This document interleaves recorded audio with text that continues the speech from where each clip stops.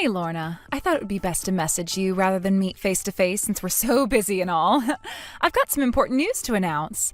So I left something for you guys in your garden. I do hope that you can go and get it soon so that you can see what it is. I'm sure you'll be so excited about it. Sequoia? What are you even talking about? Why would you leave something in the garden for us? Also, when did you even get here to do that? Well, I'll be honest with you, I just left it there as a secret before I decided to go back home. I wasn't actually going to tell you. I thought maybe it would be nicer to let you find it on your own. Enough talking about why I was there and how I was able to get the present into your garden. Why don't you just go outside and see what it is for me, okay? I don't get why you're in such a hurry for me to go and check it out. Are you trying to tell me that this is a living thing? Or is it just some trash that you brought? Oh, dare you say something like that? Of course it's not trash. Shall we call it something that is actually living instead? Okay, it's actually a human being. I threw my daughter, who's bound to a wheelchair, into your garden, and she's waiting for you to get to her. If it's not too much trouble, please look after her. Since you've got no children, I can spare one, so I gave you the one that was born with a terminal illness so that you're not so lonely at home. Isn't that great thinking on my part? This has to be some kind of sick joke, no? You didn't seriously just put your child in my garden for me to look after her, did you? Did you do this to poor Bella? How could you do something so horrible to a child that you gave birth to, Sequoia? Do you not know how wrong this is? To just up and leave your child with someone else? Don't you understand how great this is, though? How can you class something like this as a bad thing when you've now gained a child of your own? She can't stand for even a few seconds out of that wheelchair, and she's just a rolling waste of my money and effort. She's no use to my family or to society, for that matter. In fact, that girl in your garden should be grateful that I've raised her up until now. If she's able to grow up and make it to adulthood, what kind of future will she have? Someone who's bound to a wheelchair would never be able to work at a decent company because she would hardly be able to get around, yeah? As someone who would be disabled and not have a good job, wouldn't be getting that great of a salary either. So in fact, she really is a waste of money and resources. What the heck are you even talking about? Do you know who this girl is you're talking about, Sequoia? It's your daughter. Your own flesh and blood you're talking about. I can't believe you just said these horrible things about your daughter, who's only still in junior high school. You can't predict anything about her future. How could you be so cruel? Okay, Lorna, if you can get that mad about the things I'm saying about Bella, then isn't it obvious that you're more qualified to raise her than me? You can raise that little loser from now on. Don't you realize that we're both in the same boat? You haven't given birth to your own child, so that makes you a loser too, yeah? If Bella can't make that much money in the future due to her condition, then all she's going to be doing is asking for money. I'm so tired of it already. That makes absolutely no sense, considering I've been hearing that you've been going to the casino pretty often and losing money that way, so how can you say this about Bella? Hey, don't share your judgment on how I spend my expenses. That money that I gamble is a necessary expense, and it's a way for me to have fun. But when it comes to Bella's medical bills, getting her prescriptions, and other emergencies like that, it's a waste of money and makes me feel super poor. You're literally the worst human being that I've ever had to deal with in my life, Sequoia. What kind of mother says these things about their own child? I can't believe the terrible things that you've been saying about Bella. She's one of the sweetest kids on the planet. I'm so disappointed in you. Oh, shut up, would you? I don't give a crap what you think of me, you absolute loser. I'm just stating common sense here, Lorna. I've had enough of that failure in my life. Well, anyway, I'm going to stop talking to you right now. From now on, you're going to be Bella's guardian, and I don't want anything to do with her. Good luck. You'll need it. See ya!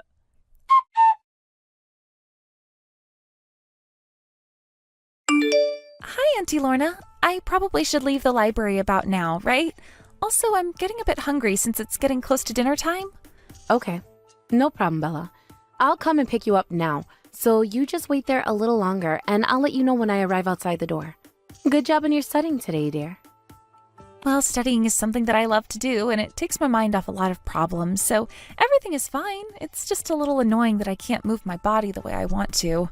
I still want to study really hard, but I always have my mother saying in the back of my mind that there's no point in studying, and she didn't let me study that much at all. I'm sorry, I know you don't want to hear about my issues and that sort of thing.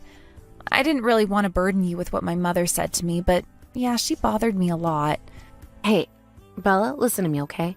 There's absolutely no need for you to apologize to me at all about what you want to talk about. It's my sister's fault, if anything. Yeah, you're right, Auntie Lorna. I totally get what you're saying. Neither my mom or my dad have ever thought of me as their daughter. I didn't know how to take that. They were always fighting about me, and they both looked down on me as if I was a nuisance. That's why I'm glad that my mom abandoned me that day in your garden.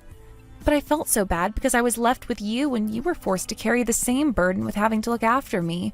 I'm so sorry that you have to deal with that. Well, as you know, sweetheart, that your uncle and I don't have any children. So every day that we have with you, Bella, we enjoy so much. Really? You like having me around? That's so sweet of you to say, Auntie Lorna. Thank you for being so kind and taking me in when you didn't have much of a choice. But even so, what doesn't make any sense to me is why someone would just abandon their child like how your mother did. I couldn't believe her behavior. I really didn't think that she would dump me somewhere so good. To be honest, I thought that if she wanted to get rid of me for good, she would leave me in a river or a forest, so that there was no way that I could follow her back home. So I was so relieved when she left me in your backyard. At least I knew I was going to be with you and Uncle. Up until now, I thought that your parents were taking good care of you, but it seems like they were pretending to care about you. She acted like my good friend, but that was a lie. From now on, Bella, you're the one who can tell me what you want to do, and we'll do our best to provide whatever we can for you. Okay, my dear? You have no idea how much I appreciate you, Auntie Lorna. Thank you so much for taking me in and looking after me. I know it's hard, but just know that you're doing a good job.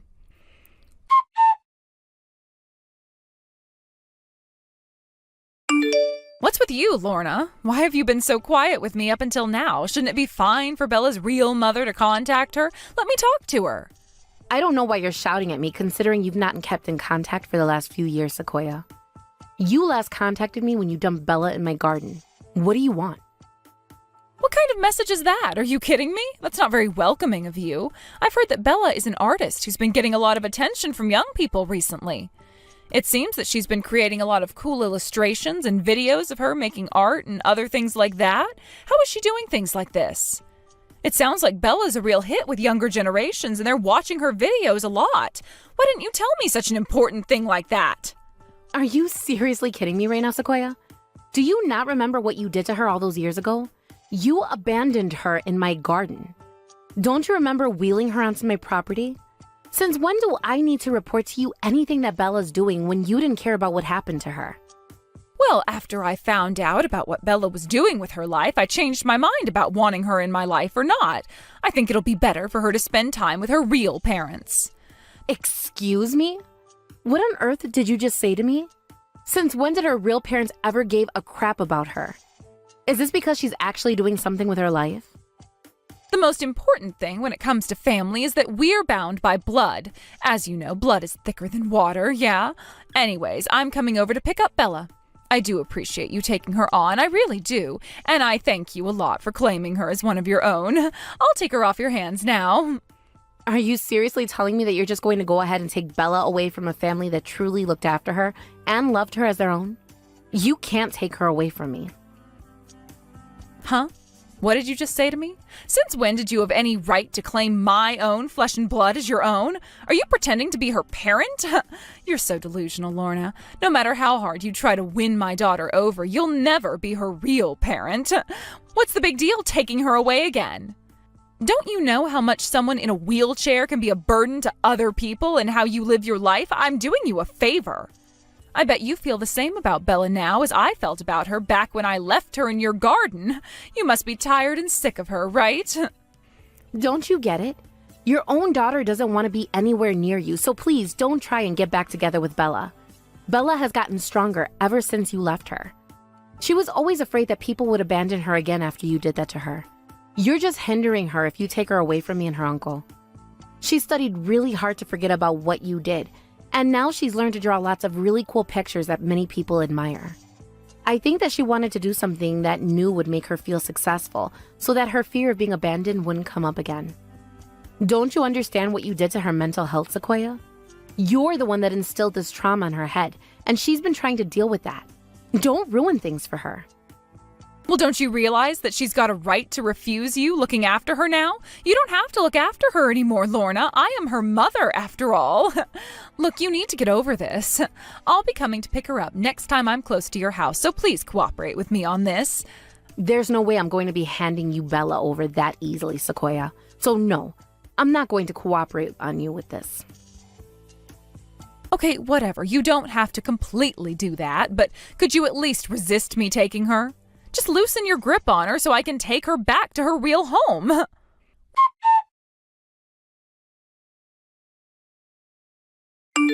What the heck is going on here? Why on earth is Bella rejecting me when she should be happy she's being picked up by her mother? I'm her real mother. Doesn't that mean anything to anyone at all? I'm just trying to take her back to her home that she knows. What's the problem with that? But the only thing I get when I approached her is, who the heck are you? Like, who says that to their mother? She knows what my face looks like. She was only a junior high school student when I left her. The Bella that I know would never talk back to me like that. She'd never act so cheeky towards an adult. What have you been teaching her, Lorna? You've been spreading horrible things about her own mother to her, haven't you? No one else would be able to do that because she's not close with anyone else, right? I'm not doing that at all.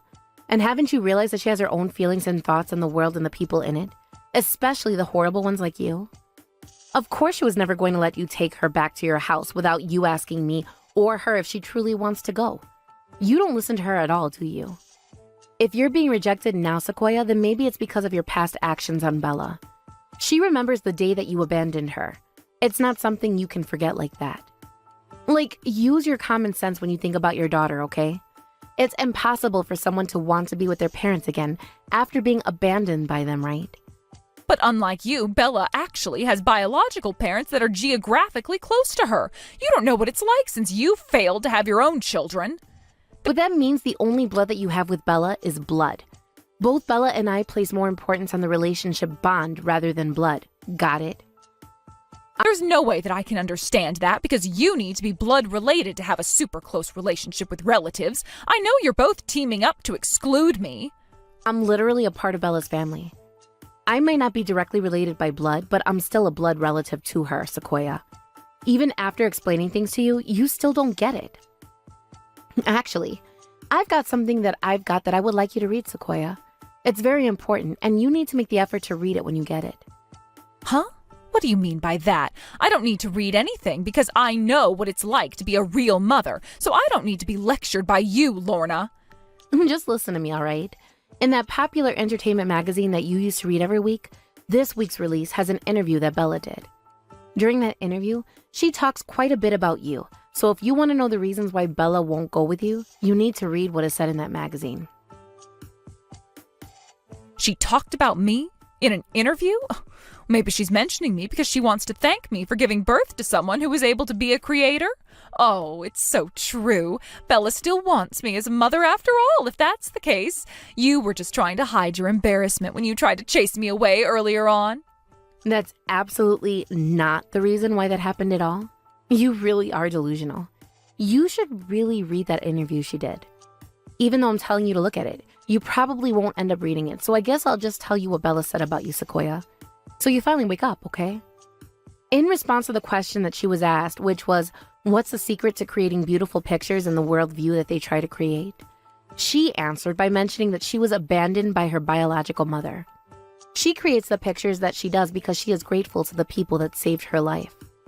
She wants to express her gratitude towards her aunt and uncle for taking her in and raising her during the time of her abandonment to the present time. That's the answer she gave Sequoia. Do you finally understand what we're talking about now? Bella's fans have heavily criticized you, her mother, and my sister. Okay, that simply can't be true, can it? I didn't know anything about how she felt. Bella's never even said anything like that about me before. Has she? Not to the public, no. But to me, of course she has. Whilst her popularity has risen over the last few years, she still never revealed a lot about herself. She's popular among her fans as she's been a mysterious creator that never let on about her personal life. But did you really think it wouldn't be long until she revealed details about you, Sequoia? With technology and everyone talking about what gets posted on social media, it's a lot quicker to identify who people are and how they relate to other people. I don't understand. Why didn't you hold the interviewer back from asking those questions? You're supposed to be looking out for her. Why did you allow this question to be answered? How was I to know that she was going to mention you, Sequoia? I'm not a mind reader, and she can speak about anything she likes. She's a free woman. Also, I don't know how obvious it is, but I feel the same as Bella about you. You're a horrible person that's done nothing but think of yourself. Oh, shut up, you stupid cow. How dare you say something like that to me? You don't know what it's like when she was younger. You never had to go through anything difficult. If someone doesn't want to be abandoned, then someone shouldn't be carrying an incurable disease. That would help me out a lot. How dare you say something like that when Bella couldn't help that? It's not something that she could control. It's just what's going on with her body. What are you saying to me about Bella is not making any sense. So don't even think about saying something like that again to me. Her incurable disease doesn't hinder her too much. Oh, this is absolutely ridiculous. Talking to you, Lorna, isn't getting me anywhere with this. I need to talk to Bella directly so that we can change her mind. I was shocked to witness what I saw and heard today from Bella. This is all your fault. I shouldn't be able to not take my daughter back with me. Well, how dare you try and contact Bella when she's trying to get over what you did to her physically, emotionally, and mentally? You're a horrible woman. Oh, shut up, Lorna. This is none of your business, and you're just a temporary person that isn't needed anymore. This is a parent-child issue, so you need to stay out of this.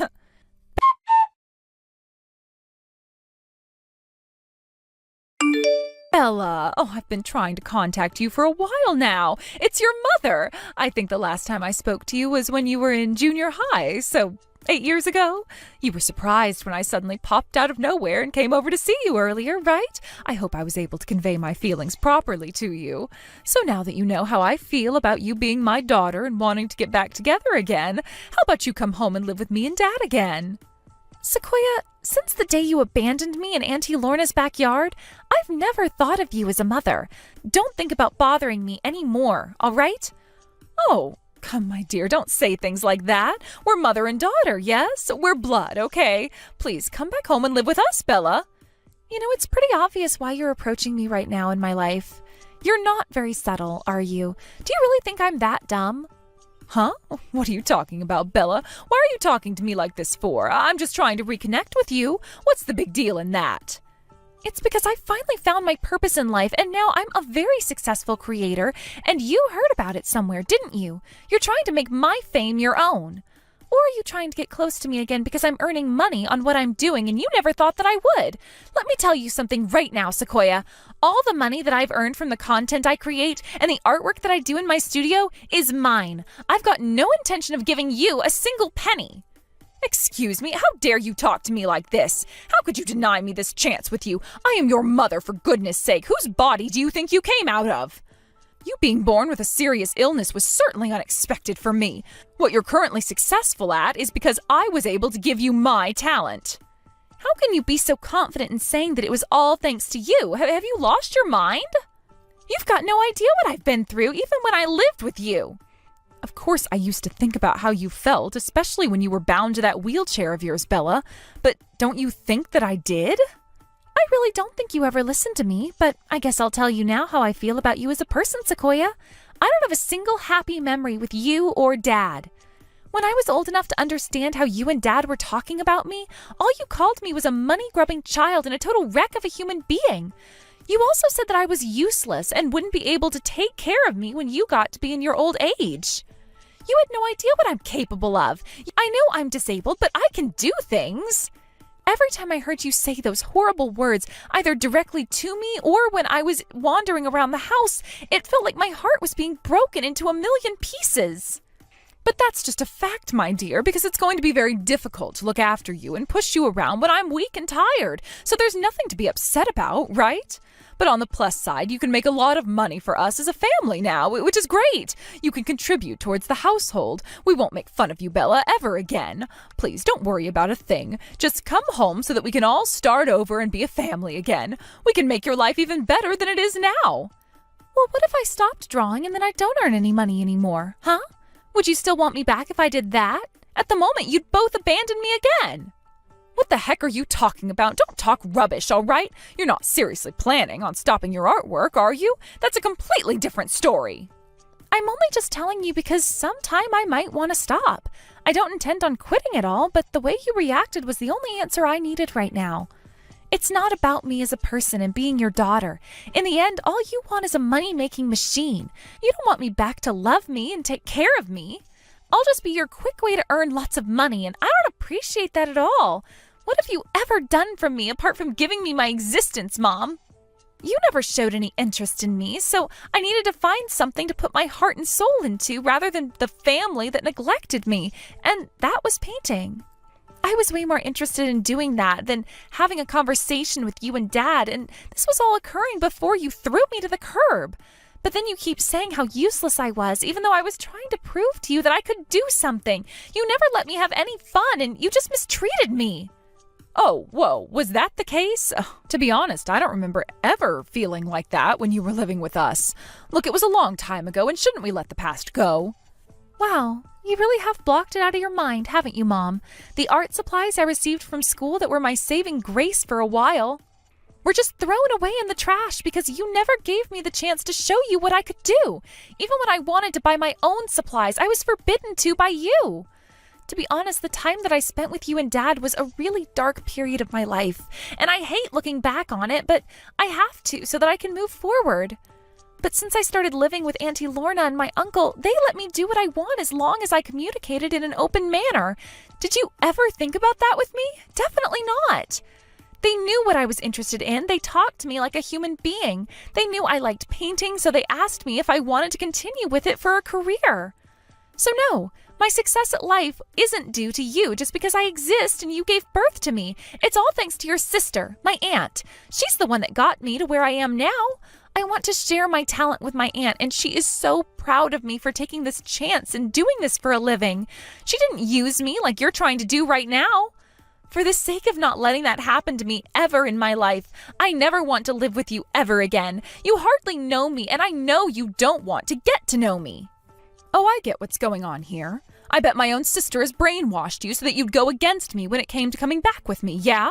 Otherwise, I think it's so strange that you favor your aunt over your own mother. It doesn't make sense at all. How dare you do this to me? Don't let her in your head. Now, would you just quit this nonsense and just get into my car and come back to the house with me? Your dad and I miss you, and we need you so we can take care of you again. I should have known that you'd turn around and say something like this about Auntie Lorna. There's really no point talking to you about this after all. I'm happy enough with the life I've been given by my aunt and uncle, and I don't need a horrible mother that just wants to control my finances. No matter what you say to me from now on, there's no way that I'll ever go back to that horrible family home with you. Nothing you say will change my mind. You know what I really want to do right now? I want nothing more to do with you. You think you can just waltz in here and tell me what to do and control me again? That's not going to happen, Sequoia. You're no mother to me, and I don't want you anywhere near me or my aunt and uncle. I'm cutting ties with you right now. I'm going to take what you did to me when I was younger to family court. You neglected me, and I was emotionally and psychologically abused. You made my life a living hell. I thought I was never going to be free from you, but then you finally were able to leave me, and the only thing I'm grateful for is that you left me with Auntie Lorna. She knew how to be a mother better than you did. Also, if you don't plan on leaving me alone, I'll put in a restraining order against you. You're stalking me, and I told you I don't want to go with you, so leave me alone. You're going to file a restraining order? I've hardly done anything to you, Bella. How dare you do something like this to your own mother? Stop letting that horrible woman brainwash you. She's making you say things that you don't really mean. You're not going to take things this far, are you? When you were living with us, you never acted like this. You were never so cheeky, and you never talked back. How dare you do this to your own parents? I can do what I want now and say whatever I like because I'm an adult and I'm free from your grasp. I'm not going to get shouted at for voicing my opinion about you. I'm not being oppressed or intimidated anymore by you or Dad. I'm not scared to speak down to you since you're the worst person I've ever had in my life. I've already found a better family who are so precious to me, and they care about me so much and show their love in the most amazing way. They accept me for who I am. At least give me half of the money you've earned so far so that I'm able to keep on living a nice life. You owe me that much, especially since I gave birth to you. I've got a right as your biological mother to take what I like from you. Just give me some of your money, you spoiled little cow. Come on, don't do this to me. How dare you? You've got no right to anything I've earned. I I'd never give you any money even if you were the last person on earth. I don't think of you as a mother anymore. I'm going to take this opportunity to finally block you from ever messaging me again. I've got a life to live and I am doing it without you. Goodbye, Sequoia. Have a nice life. Wait, you can't do this to your own mother. Please, let me back into your life. I'm sorry for what I said and did to you all those years ago. Please, forgive me. Don't block me, please. I need to see you. Please, at least let me meet you like once a year or something. Or just give me a small allowance and I can just leave you alone. Bella, wait.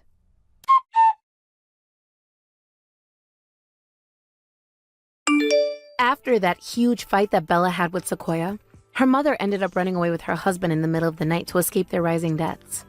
That's why she was desperate to get money out of Bella so that she can start paying back the bank loans. But their night runaway failed and he was unable to escape from the demands of their debtors. It seems they're going to file for bankruptcy. Undeterred, Sequoia voiced her story online, which backfired on her in the end. Apparently, she was identified to be Bella's mother by Bella's fans, and it sparked a huge firestorm on social media. In the end, she was threatened and nobody wanted to take her side of things anymore.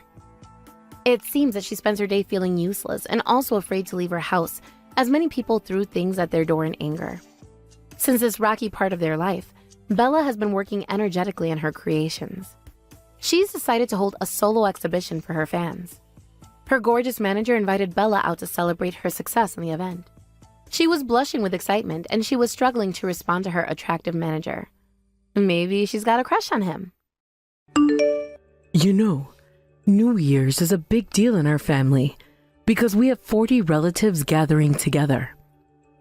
Preparing for it is incredibly hard work. I can't have you underestimating how we do things around here. Since you've married into this family, that's just how it is. Of course, I'll give you some instructions, but don't think you can rely on me too much, okay? Finally, we've reached the point of passing the torch to the next generation, so I'm looking forward to relaxing this year. Judith? With all due respect, I think I mentioned before, but I'm due to give birth around New Year's, so I might not be able to handle all the preparations. I thought I made that clear already. Huh? I don't recall asking for your opinion. This is just how things are done in our family, and your reasons don't matter. New Year's is New Year's. It's a family event, so you're going to handle the preparations. As I've mentioned, there's a chance I might actually be in labor during that time, or I could be in the hospital. I'm sorry, but for this year, would it be possible for you to take charge of the preparations? Of course, if I'm physically able, I will definitely help out. Huh? How many times do I have to say this? My son got married, and now that you're his wife, we're finally passing on the responsibility. I've been doing all the New Year's preparations for years now, and it's been a tremendous amount of work. But now, I finally get to graduate from that. I've been looking forward to this moment for so long. I can't wait to have a New Year's where I don't have to do anything, so you'll be working hard this year. But realistically speaking, it might be difficult for me. Why are you complaining about this now? As a mother-to-be, you should be able to handle something like this with ease. You can't let anything throw you off. I understand that, but... I said I'm not interested in your opinion, didn't I? If you don't like it, why don't you try changing your due date? That's impossible. Surely as someone who's experienced childbirth, you understand that I can't control when the baby will come, right? Not my problem. Got it? This year, I'm not lifting a finger to help. But this is really out of my control. Since we can't predict exactly when the baby will be born, it could happen earlier or later. If it happens later and I'm available, of course I'll help with the preparations. But if I'm not able to, I'd really appreciate it if you could assist. I've told you already, I don't care. Oh, by the way, I have a drinking party with the neighbors starting soon, so I'm off. See ya. Judith, wait. Please, I'm begging you.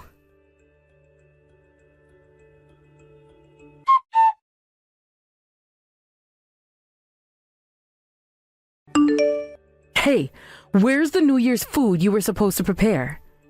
Uh-huh. I just gave birth a little while ago, so I haven't been able to prepare the food. What? What are you talking about? I told you how important this is, didn't I? Giving birth doesn't matter. Don't you understand the importance of family traditions? Even if you say that, it's not realistic for me to do this right now. I just went through childbirth. I literally put my life on the line to bring a child into the world. Even if it's the day you give birth, if you're a wife in this family, you make the food for the relatives. Don't use childbirth as an excuse. Get discharged right now and prepare food for 40 people. Are you serious? Of course I am. Don't just lie around lazily in a hospital. You married into this family, so you work like one of us. Understood. I'll come over now. As you should. Even if it takes you all night, you better get it done. Yes.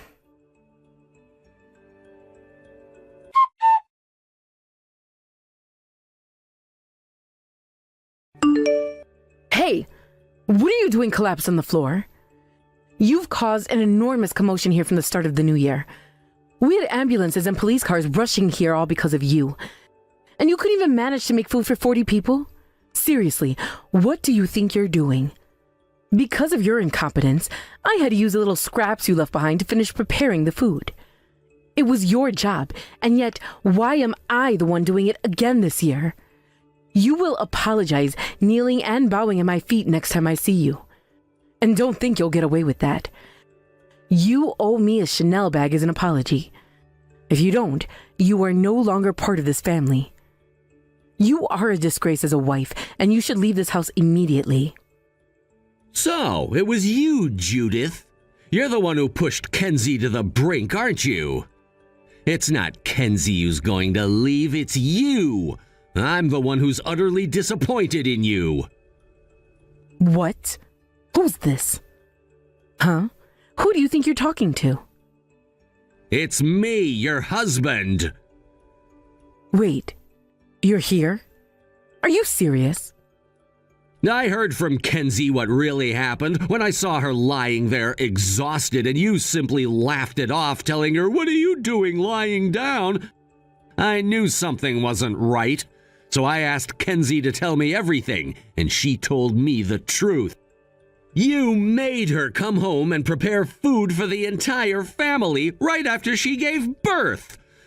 I couldn't believe it, but now I know it was all because of you, Judith. Stop exaggerating. All because of me? That's such a horrible thing to say. I was just following the family traditions. I've always had to take care of the New Year's preparations. And now that Kenzie's married into the family, it's her turn. I did the same thing for years, and now it's her responsibility. I didn't do anything wrong. Don't try to paint me as the villain here. Are you kidding me right now? You never gave birth in the dead of winter like Kenzie did. And even when you did have our children, my parents were always incredibly kind to you, making sure you didn't have to lift a finger. They took every precaution to ensure you weren't overexerting yourself. After you gave birth, I was the one who took over the household chores, and I didn't let you do anything strenuous. I even know how you slacked off on the housework for months afterward, letting me do most of it. Wait, that's different. You can't compare our situations. You wouldn't understand, Davis, because you've never given birth yourself. After childbirth, it takes time to recover. My body didn't cooperate for months. It's not like I could just jump right back into things. Wow, that's rich coming from you. So you know exactly how hard it is to recover from giving birth.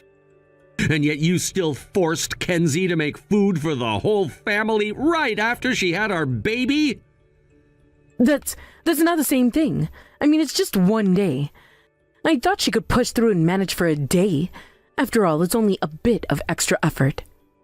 Your excuses are pathetic. I don't want to hear them anymore.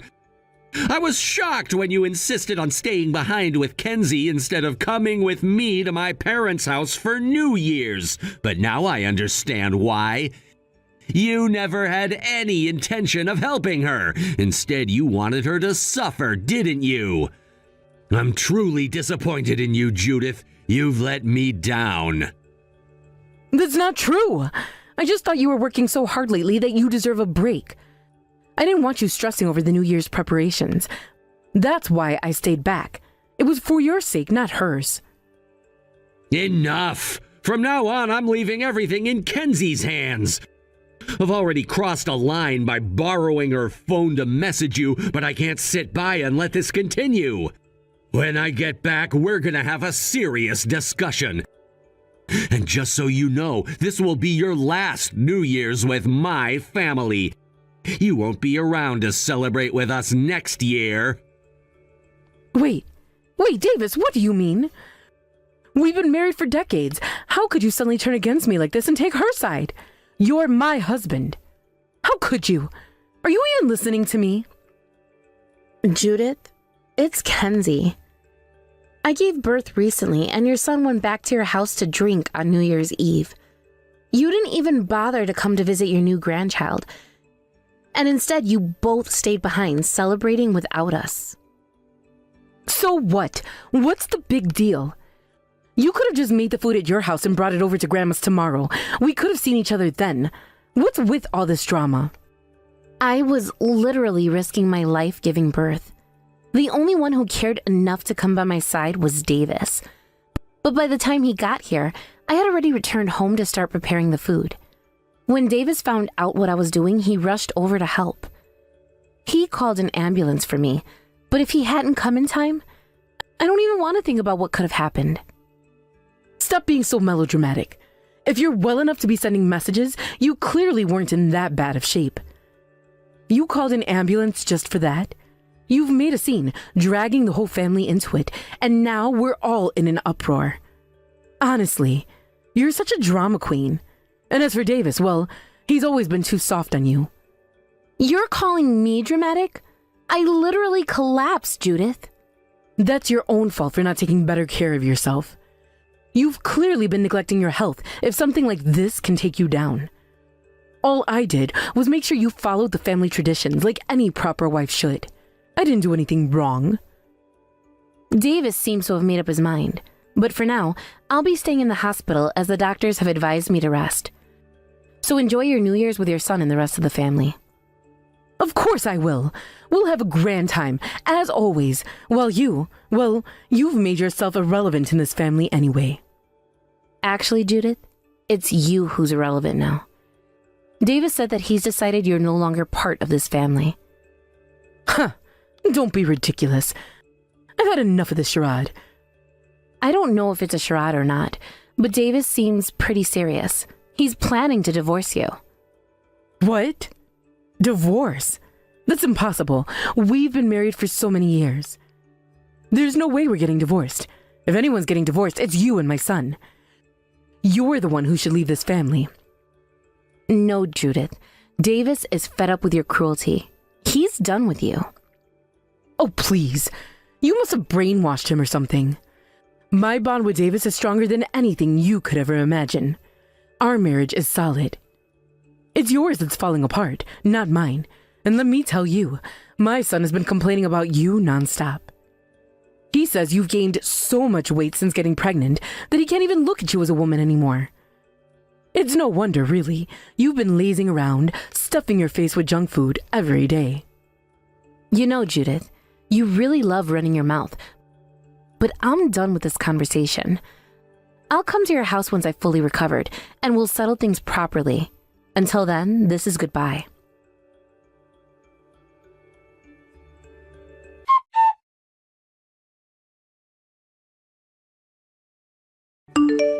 Kenzie, I truly apologize for what happened yesterday. The fact that I didn't notice things had gotten this bad is my failure as well. I've made you shoulder so much. I don't even know how to properly apologize. Davis, thank you for reaching out. But please, you don't have to apologize. I'm the one who's sorry for dragging you into this mess. It must have been difficult for you too, and I can't imagine how shocked you were yesterday. Yeah, I won't lie. It was pretty shocking.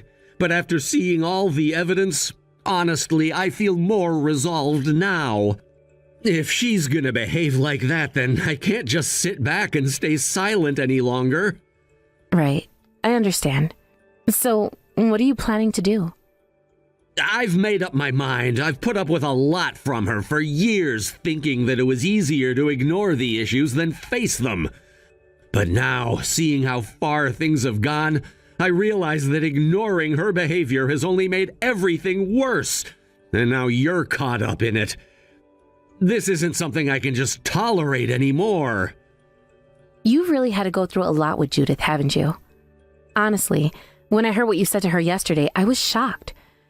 I thought I was the only one she treated so harshly.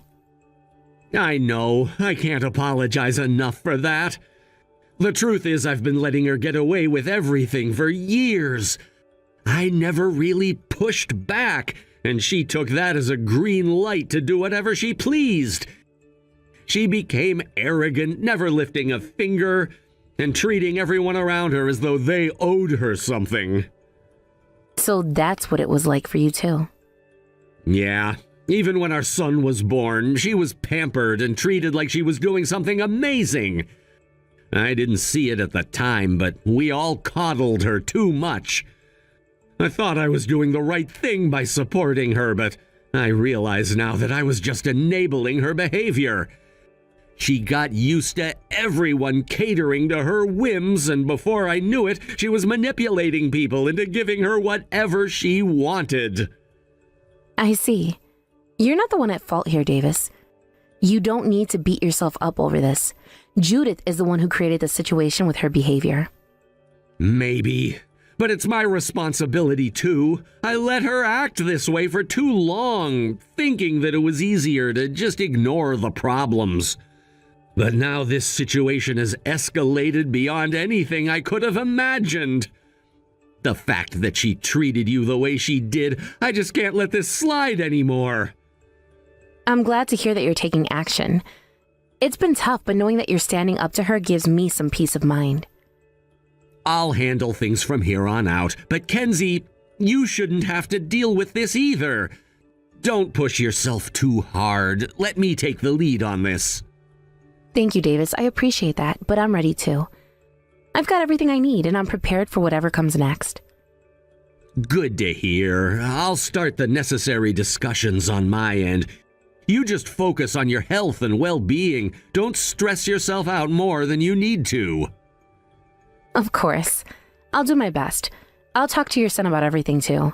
I know we both need to be on the same page. That's important. Make sure you two are aligned, and then we'll move forward together. But don't hesitate to ask for help if you need it. You're not alone in this. Thank you. I feel so much better knowing that you're by my side. Of course, Kenzie. We're family. I won't let Judith's actions tear this family apart any longer. We'll get through this. I hope so. I just want things to get better from here. They will. I'm certain of it. We've been through too much to let her continue controlling things the way she has. It's time for a change. Yes, it is. Thank you again for everything, Davis. I'll talk to your son and we'll figure out our next steps. Take care of yourself, Kenzie. I'll be in touch soon. Thank you, Davis. You too.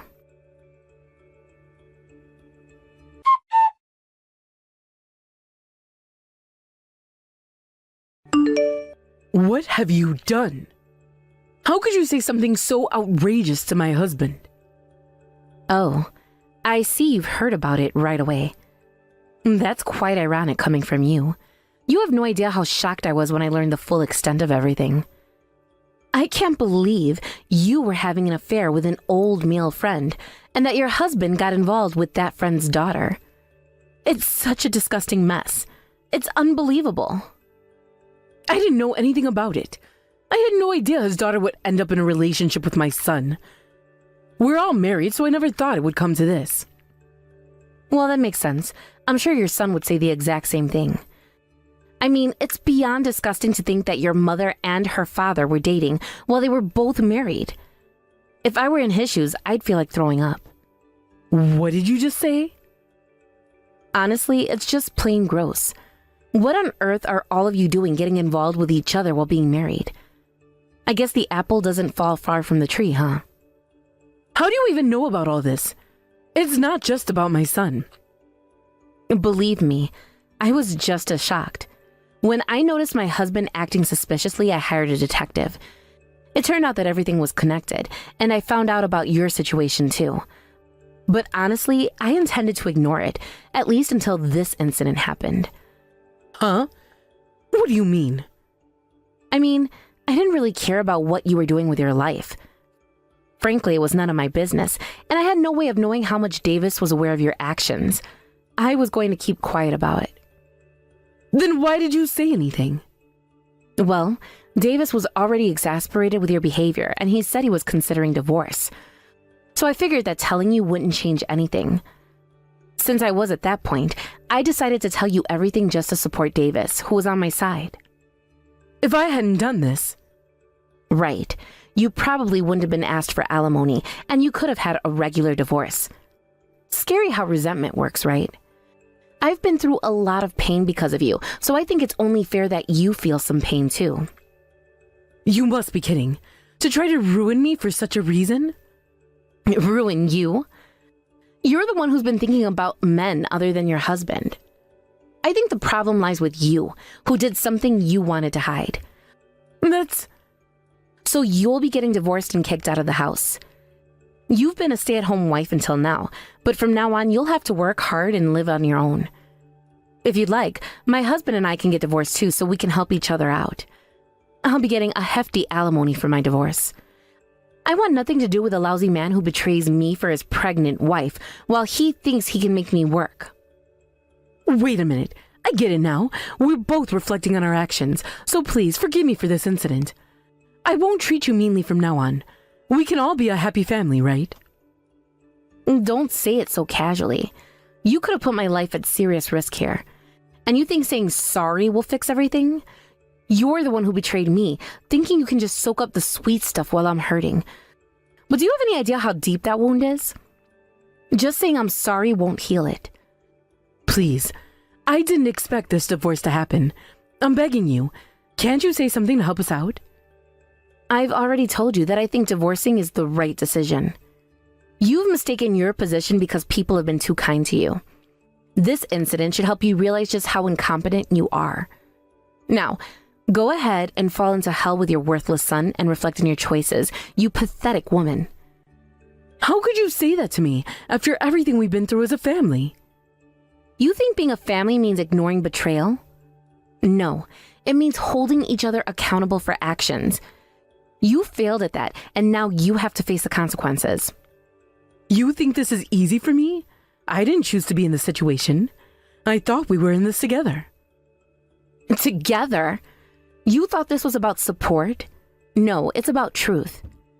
You've lied and betrayed, and now you're expecting sympathy? That's rich. What about my sacrifices? Everything I've done for this family. Sacrifices? Sacrifices for what? To enable your son to repeat your mistakes? No, I don't think so. It's time for you to face reality. You have no idea what I've sacrificed. This isn't just about you and me. It's about our families. And what about my family? Do you think I'm just going to sit back and let your actions destroy everything? No way. This is all so unfair. Unfair? Try to put yourself in my shoes for a moment. You think this is just about you? I'm the one left picking up the pieces. I never intended for any of this to happen. I thought we were family. Family doesn't betray family. That's the lesson you need to learn. You've caused this mess, and now you expect me to clean it up? No. Please, I'm begging you. You've begged enough. Actions have consequences, and it's time for you to deal with them.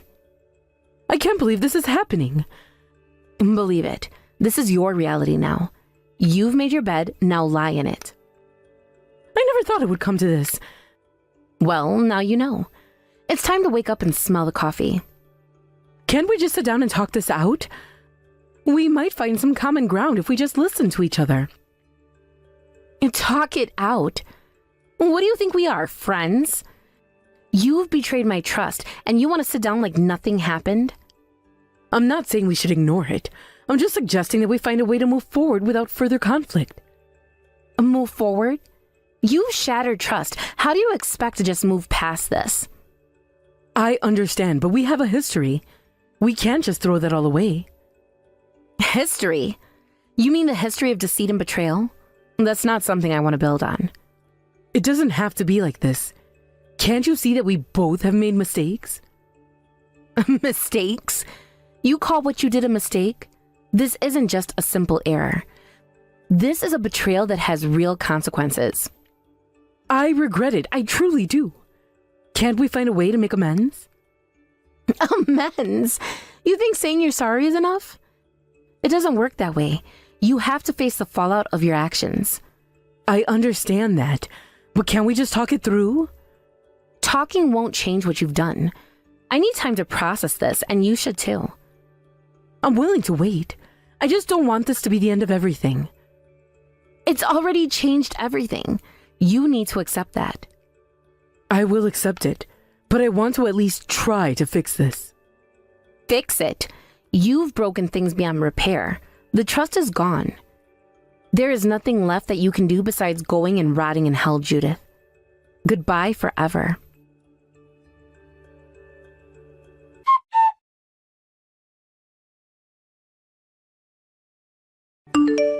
Both Davis and I got divorced, and afterward, we completely severed all ties with each other. The two of us, who were thoroughly bewildered by our family over this matter, seemed to have been cut off from our relatives as well. Of course, my husband and Judith never once saw my child's face. Instead, I made sure to receive the appropriate alimony payments from them before completely cutting ties. I believe that these two, who cannot understand the pain of others, should learn by experiencing pain themselves. The divorce marked a significant turning point in my life, one that I had never expected. I remember the day we decided to end our marriage vividly. It felt surreal, as if I were watching a movie unfold rather than living through a personal crisis. Both Davis and I had invested so much into our relationship, and yet, here we are, deciding to walk away from everything we had built together. The moments leading up to that decision were filled with tension and heartache. We had spent years trying to make things work, attending couples therapy, and having countless discussions about our future. However, with each conversation, the realization grew stronger that our love had faded, replaced by resentment and misunderstanding. The emotional distance between us became insurmountable, leaving us both feeling lonely even when we were in the same room. After the divorce, we agreed that it would be best for both of us to cut off all contact. This decision was not easy, but it felt necessary. We had grown into different people, and the foundation of our relationship had crumbled under the weight of unmet expectations and unresolved issues. Severing ties seemed like the only way to allow ourselves to heal and to move on without the constant reminder of what we once had. In the aftermath, it became painfully evident how our decision had affected not only us, but also our families. They were invested in our lives, and the news of our divorce left them reeling. I could see the shock in their faces, the questions that hung in the air, and the disappointment that lingered. They had witnessed our journey as a couple, celebrating our milestones and supporting us through challenges. Now, they were faced with the reality that we were no longer a united front. Our families attempted to understand what had gone wrong, often asking questions that felt intrusive and painful. What happened? Why couldn't you work things out? Is there any way to fix this? These questions were a reminder of the heartbreak we had experienced, and I struggled to find the words to explain our situation without oversharing or delving into the painful details. I wanted to be honest, but I also wanted to protect myself and my child from the judgment and scrutiny that often come with a divorce. As time passed, the tension with our families only seemed to escalate. It felt as though we were both on trial, with our relatives dissecting our choices and emotions. In the end, it became clear that this fracture in our marriage had created a rift in our families as well. Relatives who once supported us began to distance themselves, unsure of how to navigate this new reality. I felt the weight of their disappointment, as if I had let them down by failing to uphold the ideals of marriage and the family they held dear.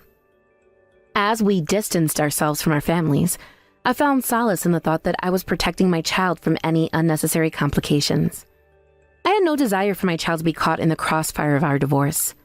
I knew that introducing my child to Davis and Judith would only complicate matters further. I envisioned a future where my child could grow up without the emotional burden that often accompanies broken families. I made a firm decision. My child would not meet Davis and Judith. It wasn't out of spite, but rather a protective instinct. I wanted to create a nurturing environment where my child felt safe and secure. I wanted to shield them from the conflicts that could arise from a complicated family dynamic. This choice, while difficult, felt necessary to ensure that my child could thrive without the added weight of our adult issues. With the financial aspects of our separation resolved, I focused on moving forward. I ensured that I received the appropriate alimony payments, which allowed me to maintain a sense of independence. I was determined to provide for my child and create a stable life, free from the turmoil that had defined our past. The financial support was not just about money. It represented a commitment to my new path, a path where I was in control of my life and my future. As the days turned into weeks, I couldn't help but reflect on the emotional scars that lingered from the divorce. It was not just a matter of ending a marriage. It was about the loss of dreams and the hopes we had for our future. I grappled with feelings of sadness and anger, often wondering if I had made the right choices. The grief of letting go was heavy, and I found myself questioning everything: my decisions, my worth, and my ability to love again. Through it all, I recognized the importance of understanding pain. I believe that both Davis and Judith were unable to comprehend the hurt they had caused, as they seemed to live in their own world, blissfully unaware of the consequences of their actions. I felt a deep sense of frustration toward them. They had moved on with their lives, seemingly without a second thought about the emotional turmoil that enveloped me. I often thought that perhaps they needed to experience pain themselves to truly grasp the weight of their actions. I didn't wish them harm, but I wanted them to understand the complexities of human emotions. Pain has a way of teaching us invaluable lessons about empathy, kindness, and the fragility of relationships. I hope that one day they would face their own struggles, forcing them to confront the reality of their choices and the impact they have on others. The journey toward healing was not linear. It was filled with ups and downs. There were days when I felt strong and empowered, embracing my newfound independence. I explored interests that I had long neglected, rekindling old friendships and discovering new passions. I focused on self-care, understanding that healing takes time and that it was okay to grieve the loss of my marriage. In contrast, there were also days when the weight of loneliness felt unbearable. The silence in my home could be deafening, and I missed the companionship that had once brought me joy. I felt like I was on an emotional roller coaster, with moments of hope followed by waves of sadness. I realized that I needed to allow myself to feel these emotions fully, to acknowledge the pain without judgment. Gradually, I found strength in vulnerability. I began to open up to friends who had supported me throughout this journey.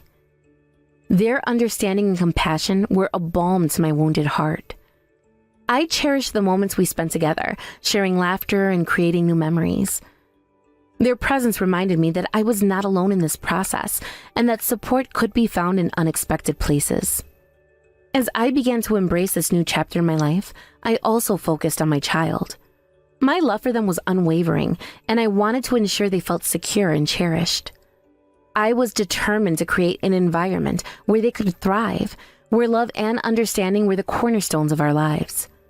I made it a priority to instill values of empathy and kindness, teaching my child the importance of recognizing the emotions of others. I wanted to raise a compassionate individual who could understand and connect with people from all walks of life. I wanted my child to grow up knowing that it was okay to feel pain and to learn from it. I shared stories about resilience and the importance of understanding others' experiences. In retrospect, the divorce was a transformative experience. It forced me to confront my own beliefs about love, relationships, and self-worth. I learned to embrace my identity beyond being a wife and mother. I discovered the power of self-love and the importance of setting boundaries. The pain I had endured became a catalyst for growth. It taught me resilience, the ability to rise from the ashes and forge a new path. I emerged from the darkness with a clear understanding of who I was and what I wanted from life. I became determined to create a life filled with joy, purpose, and love, both for myself and my child. As I look back on my journey, I feel a sense of gratitude for the lessons learned. Each challenge shaped me into the person I am today. I now embrace my future with open arms, ready to face whatever comes my way. The road ahead is filled with possibilities, and I am excited to embark on this new adventure. Hey, Shelly. Is now a good time to talk? I'm really sorry to pry, but I just feel like I kind of have to ask. Why were you eating out of a dog bowl earlier? Is there something going on that I should know about? I see that. I was just kind of surprised to see that. Oh no. Did you really see me doing that? Oh, that is so embarrassing. I am so sorry that you had to see something so strange. I hope it didn't put you off too much. No, sorry. I'm not asking because I was upset by it or anything like that. I guess I just wanted to know why it is that you were doing that. I mean, is there a reason why you were eating out of a dog bowl? Is that something you do often around here? Oh, don't worry. It's totally fine. There is nothing to worry about when it comes to that at all. It's just a little something I do now and then, but it really is nothing to worry about in the slightest. I'm sorry, you just enjoy eating your meals out of a doggy bowl? Is that really what's going on around here? Because if that's the truth, then I really don't care what you do as long as it's safe and you enjoy it, of course. But if that's the truth, then I don't see why you would want to hide it. I mean, when you're eating out of there, you look like you didn't want anyone else to see what you were doing at all, you know? You got me there. I was just lying about doing it now and then. I don't even know why I said that to begin with. But the thing is that I just broke some plates and there weren't any more in the house. So since I broke the plates, I told everyone that I wouldn't mind having to take my meal out of the doggy bowl, like you saw. I see, but that's the other thing. My family doesn't own a pet at all. So I don't even understand why they would own a doggy bowl to begin with. Shelly, please. I'm really not mad or anything like that, but would you just please tell me what exactly is going on here? Okay, I guess I have no choice but to be honest with you. I'm eating out of a dog bowl because your mom asked me to. Well, more like ordered me to. Wait, what? You're trying to tell me that my mom is forcing you to eat out of a dog bowl? Is that really true? No, wait, forget I said that. I didn't mean that at all. I swear, please, just forget everything that I've said about this whole thing. Let's just drop this and never ever bring it up again. After all, this is the first time that you've been back home for something like 3 years, right? I really would rather that you relax and not have to worry about my problems. Shelly, please, just wait 1 second. I mean, do you really think that I'm going to be able to enjoy my time here at all knowing that something like this is going on? Please, you can talk to me. You can trust me, okay? I just want you to tell me what it is that my mom has told you to do. Well, if I tell you what's been going on around here, do you promise not to tell another soul? I mean it, you can't tell anyone else at all what I'm about to tell you. Do you understand me, Charles? Of course, you have my word that I'm not going to mention any of this to anyone else. Now, can you please just tell me what the heck is going on around here? It's true. What I said about your mom ordering me to eat my meals out of a dog bowl is all true. And honestly, I'm not sure how much more of this I'm going to be able to take. Shelly, I'm so sorry that you had to go through all this. What in the world happened between you and my mom that would make her want to treat you like this? There's been a lot that's happened between us, actually. It's all been so much, though. It's almost hard to remember. At first, it wasn't this bad, though. She would complain about my cooking and start throwing away my food. Then she even started throwing away my belongings that she said were useless and taking up space around the house. She even threw away all my makeup. She told me that if I had time to be putting on makeup, then I should have time to clean around the house. But I had so many nice products. I don't know what to say. Shelly, I am so sorry. This is all just so horrible to hear. What makes it even worse is that I don't think anyone has a clue about any of this. But it isn't all your mom's fault, so please don't think that. It's almost my fault. It's my fault for being such an idiot. And you know how much of a perfectionist your mom is. So anytime I made a mistake, she would always let me know that I was wrong right away. But over time, she would do with the insults and put downs, and it just got worse. Shelly, please. Shelly, please. You can't blame yourself for any of this. Everybody makes mistakes, and even if you do feel like you need to make up for them somehow, what my mom is doing to you just isn't right. You aren't dumb, and you don't need to be perfect. You're human just like we all are, and you deserve respect. But what I really want to know is if my brother Quinn is doing anything about this. I actually haven't told Quinn that any of this is going on. And your mom is always so kind to me whenever there are other people around. But I know that her anger is just building up inside of her. I can see it in her eyes. The way she looks at me when no one else is. I can see the hate she has for me. Although now that I think about it, I think that your mom really started to get about all of this after your father passed away. I see, but are you saying that that means that my mom has been treating you in the way that you described to me just now ever since my dad died? That's right. But I guess that means that it's been about as long as you've been out of the house, hasn't it? Although I guess it really does make sense. After all, when that happened, the time that I was spending alone with your mom at home increased by a lot. I know I should have been coming home more often to check in on everyone. I'm so sorry that you've been dealing with all of this, Shelly. I'm even more sorry that I didn't notice so I could put a stop to it. Please don't blame yourself for any of this, Charles. It really isn't your fault at all. I wasn't trying to make you feel bad for what's been going on with me. Now look at what I've gone and done. I've made you feel guilty about something that you have nothing to do with. Shelly, you really are too nice, but do you realize that? I think it might do you some good to be just a bit more mean or angry from time to time. I mean, if everything that you've told me is true, that means that my mom has been treating you like this for the last 3 years. Has it really only been 3 years? I don't believe it. It feels like it's been much longer than that. But I still don't get it when I think about it. I mean, your mom was such a nice lady when the two of us first met. I think that's part of the reason why I blame myself so much for what's going on. I just assume that whatever caused the change in your mom must have been something to do with me. I know what you mean. I've noticed things changing for my mom as well. I've noticed her attitude getting worse and worse. But still, I just never thought in a million years that my mom would get this bad. I mean, I don't care what's happened between the two of you. To make you do something like eat out of a dog bowl is just unacceptable. I know, but I'm trying to tell you that it's really not as bad as it seems. I mean, I love dogs. I really do. Shelly, I think you and I both know that that is not the problem here. But I will say that I really admire the brave face that you're putting on in spite of all this. I mean, to have been subjected to this kind of treatment by your own mother-in-law? Well, anyways, just remember the promise that you made to me, okay? You promised me that you wouldn't tell anyone at all about this, remember?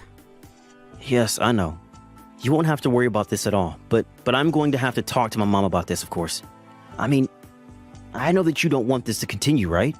You can't actually be happy living this way. Well, I'll admit that it's not fun. It's actually really hard. I mean, I'm sure that it is. And you don't deserve to be treated like this. So please just leave everything to me. I'm going to make sure that something like the things that you've been going through never ever happen to you again. Charles, thank you so much. For everything. I mean it.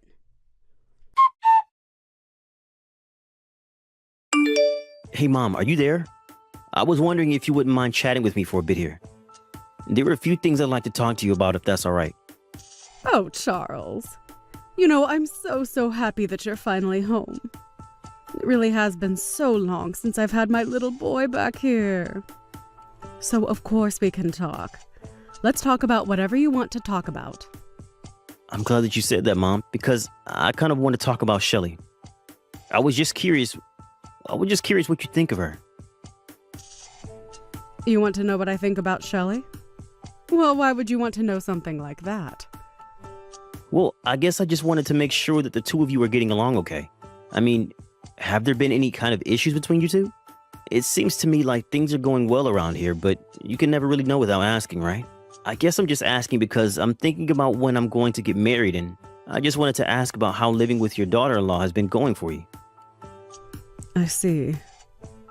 Well, that makes sense, I suppose. What can I say about Shelley? Well, if I can really be honest with you, I think that she might just be a little slow from time to time. And she can certainly stand to improve her direction following. Really? Is that how you feel about her? So you think that she doesn't really do a good job of listening to you when you tell her to do things? I just mean that these things happen. But as we can clearly see, the fault is usually overwhelmingly on the daughter-in-law. But what else can you really expect with how spoiled the younger generations are these days? That's why it's up to the ladies of my generation to whip these young girls into shape and make sure they know how to be good wives for their husbands and good daughters-in-law to us. Although, I suppose, given how sensitive people your age are these days, some people might actually call this bullying. I see. Well, I guess now I feel I have at least a better sense of how you think about Shelley. Thanks for telling me all of that. Well, of course, I would never ever hide any secrets from you.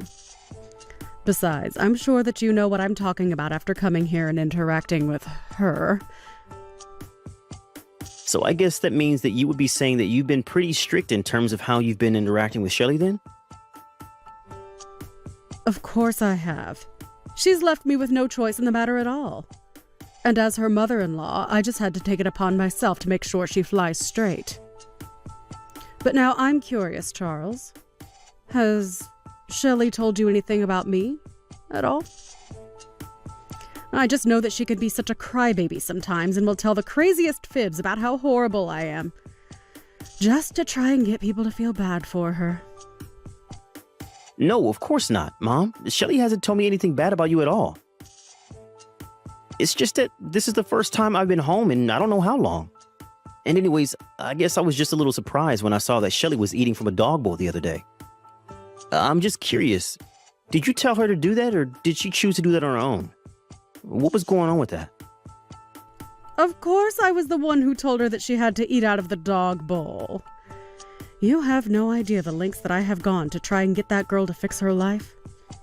But all she does is cry and cry about how unfair her life is. I know that all she's really trying to do is get out of doing things like taking care of the house, like what she is supposed to be doing. So that's why I made her start eating out of the bowl. If she wants to act like an untrained dog, then she'll eat like one until she learns. Mom, are you for real? Do you really think that is any way to treat another human being? And just what is that supposed to mean? I've already explained to you that I'm doing what I'm doing in order to make Shelley into an even better person. So you really think that you're doing all of this for Shelley's sake? If that were true, then why don't you treat Shelley the way that you have been treating her in front of my brother, huh? I mean, I was talking to him a bit about this, and he told me that he had no idea that Shelley was going through any of this. So if you were keeping it from him, it must have been because you didn't want him knowing what you were doing, right? Of course not. You're getting this all wrong. I just didn't want to give your brother any more to worry about. You know how busy he is with work things all of the time. I just didn't want to take up more of his time with something like this. After all, what matters most is that he's able to concentrate on doing his work. But I still don't understand. What is it about Shelley that makes you hate her so much? What did she do to you? Again, Charles, you're getting this all wrong. I never ever said that I hate the girl. The thing is, though, is that she's just a bit dim and she needs someone to tell her how to be the best version of herself that she can be. And she can do that by listening to every little thing that I have to say to her. It really isn't my fault that she's so useless. But I can assure you that I am doing everything in my power to make sure that she doesn't stay that way forever. You should be thanking me for all I'm doing. So you really think Shelley is useless, Mom? I have to say that I'm really shocked. I just didn't think that you were this kind of person. I mean, you've given so many different excuses about Shelley, but all I'm hearing is that you just plain don't like her. Isn't that right? And so what? It's my house, and I'm allowed to like or dislike the people that are staying here. After all, she's the one that married my son and moved in with me. I get that, Mom, but still. Can you really not see just how horrible you've been treating her? I don't care what you think. I know what's best for her. And I am doing what I am doing for her sake. She has to eat out of a dog bowl until she remembers what it's like to be a good person. But anyways, enough about that dumb girl. You shouldn't be letting her ruin the time that you have being back at home with your family. I can't do this anymore, Mom. I don't want anything to do with you ever again. As far as I'm concerned, you are not my mom. What do you mean by that? Are you really going to act this way because of the way I treat some dumb girl who couldn't take orders correctly to save her life? You know, I really wanted to believe that I wasn't getting the whole picture, that I was missing something that would explain this whole situation and make it all make sense. But I'm afraid that it's just as I feared. Maybe even worse than I feared. But I'm afraid that if this is the way you want to choose to treat people, then I can't call you my mom. Charles, what in the world are you going on about? I mean, you haven't been home to visit your family in 3 years, and this is the way that you're going to behave? Surely you didn't come all this way back home just to get into a fight with your family, right? I'm sorry, Mom, but there's nothing to fight about. I know what I need to do now. I've made up my mind. You are not my mother anymore. Please, Charles, you're just acting ridiculous right now. I mean, what in the world has gotten into you? You used to be such a sweet boy who would always listen to what I said. Are you really going to try and ruin things with your own mom just for this dumb woman? Why do you have to insult her in every breath that you mention her, Mom?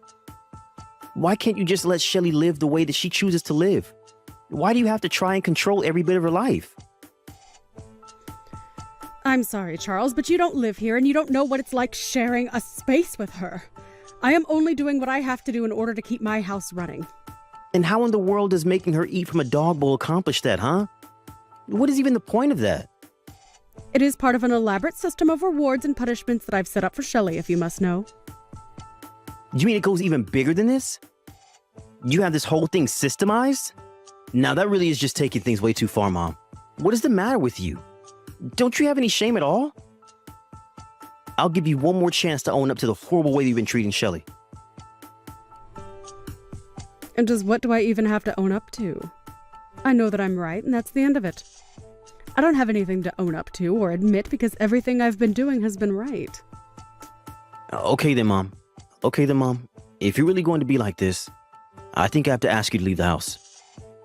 Excuse me? What do you mean by that? What do you mean leave the house? I mean that I bought this house, right? It's my name on the deed. Of course, when I did, it was because I wanted to make sure that you would have a place to live when it was clear that Dad wasn't going to make it. But you can't live here if you're going to treat Shelly this way. Now, hold on just a second. You're not really serious about that, are you? I mean, that's taking things way too far. The only person taking things too far here is you, Mom. You were acting like some kind of school bully when you should be the adult here. You should be the adult here. Well, I refuse to support someone who treats another human being the way that you treat Shelly. Now get out. Wait, no, you can't be doing this to me. I'm your mother. Oh, don't worry. Neither you nor Quinn are going to be staying here any longer. What is that supposed to mean? What are you trying to pull here? I've noticed that Shelly has bruises on her knees and back. I tried to ask her about where those come from one day, and she refused to tell me. Well, I could tell from looking in her eyes that it was as I feared. So then, you're telling me that you're really going to choose this other woman over your own mother and brother? I can't believe it. While you were busy psychologically torturing Shelly, you were standing by while Quinn abused her physically. Oh, please, nobody was torturing or abusing anybody. This whole thing is just getting to be ridiculous. Except for the fact that I have video evidence of both you and Quinn treating Shelly horribly. What do you mean? What video? What are you talking about? I'm talking about the fact that I have footage that was recorded in private while you had no idea that you were being watched. I don't care what you say. I'm still not going to be moving out. You really are horrible. Do you know that, Mom? I know all about how Shelly is always the first person to get up in the house. First, she has to pack Quinn's lunch for work. Then she makes breakfast for the two of you. After that, you make her do all of the cleaning and all of the washing and cleaning around the house.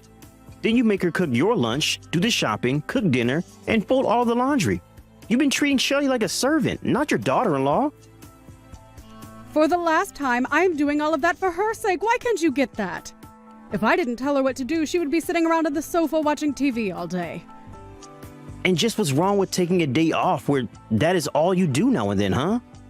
Because from what I've heard, Shelly barely has any time to sleep with how busy you're keeping her, and yet you insist that it's all for her sake? I have had just about enough out of you.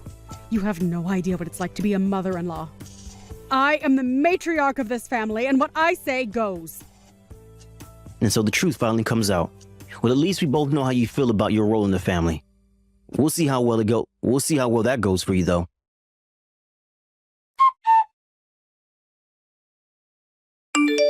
How could you do this, you horrible, evil woman? How dare you go and tell my son about what's been happening? Don't you realize what you've done? You've gone and ruined my whole family. Dee, what do you mean? I haven't done anything. I haven't told anyone anything, I swear. Don't you play stupid with me. I know that you told Charles all about what you and I have been getting up to here. And now, thanks to you, Charles is throwing me out of the house. Do you realize that? Just what are you going to do to fix this? But I didn't even do anything. I really didn't, I swear. Oh, please. The least you could have done would be to try and confront me yourself instead of send my son to fight your battles for you. This is exactly why I knew that it was up to me to train you well. But clearly you don't even know the meaning of the word gratitude, or else you wouldn't have done this. I have had just about enough out of you, Dee.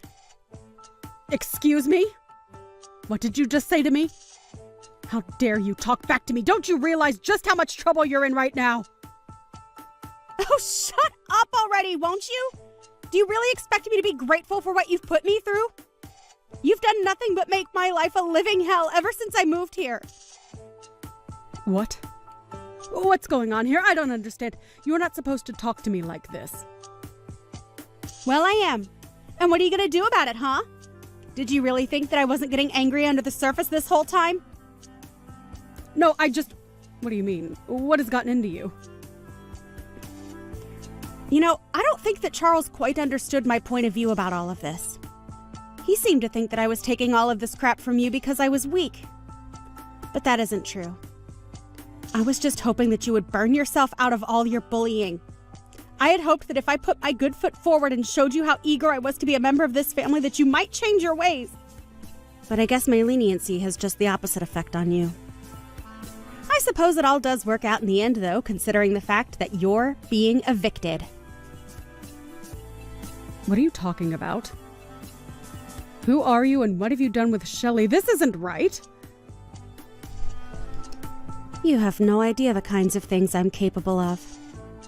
I was just biding my time, subjecting myself to the abuse you and your son poured on me. But really, I was just being thorough in my collection of evidence. I wanted to make sure that there wouldn't be room for any doubt at all. You mean that you did all this on purpose? This was all part of your plan to get Quinn and I kicked out of our own home? I wasn't tricking you at all. Like I just said, I only had the patience to let you set yourself up for failure. I knew it was only going to be a matter of time, and I guess that time has finally come for you. And now you and your no-good rotten son are going to end up homeless on the streets. There was no trick, though. Just good old-fashioned patience. You're horrible. I didn't think that you were like this. You lied to me. Sorry, shouldn't you and Quinn be packing? I can't imagine that Charles is going to let you stay around here that much longer, right? I don't believe this. You're really going to go through with this. You're going to kick your own mother out onto the streets? But I still don't get it. How can you choose this ugly, stupid girl over your own family? It doesn't make any sense. And that's just it, Mom. Unlike you, I don't only see people in the way that they can do things for me. You were nothing but a horrible, manipulative woman to Shelley, and it's clear she needed to be free of you.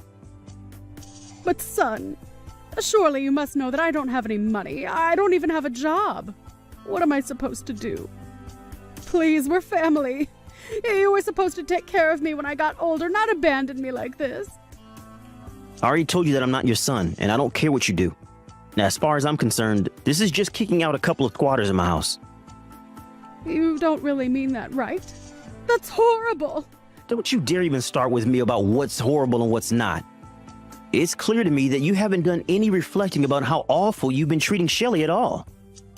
But to make up for all the horrible things you've been doing to her, I'm going to let her keep this house. Please, Charles, please don't do this. I promise that we won't ever treat her poorly again. How about you save all your excuses for the judge? I'm sure that a court is going to pay a lot more attention to what Shelley has to say than what you did. That was the last time that I messaged my mom. After that, I blocked her and everything. I realized that she would only pester me about not punishing her, but she would never admit that what she did was wrong. After that, her and Quinn were forced out of the house. I heard that the two of them moved into a tiny cramped apartment together. I suppose they really couldn't afford a better place after settling out of court with Shelley about all the horrible things that they had put her through. I offered Shelley the house, of course, but she said there were too many painful memories there and decided to sell it instead. It's been a few months since all that happened. I haven't heard from my mom or brother ever since. And as for Shelley, we still keep in touch. I've heard that she has a new boyfriend and he's much more kind and respectful to her than Quinn ever was. Shelley even told me that she was pregnant and asked if I wouldn't mind letting her child call me uncle. I think we both realized that we lost people in our lives that we had thought were precious to us. I'm only happy that Shelley was able to get out of that situation and into a much better one. But I'm very grateful that she still remembers me and keeps me close.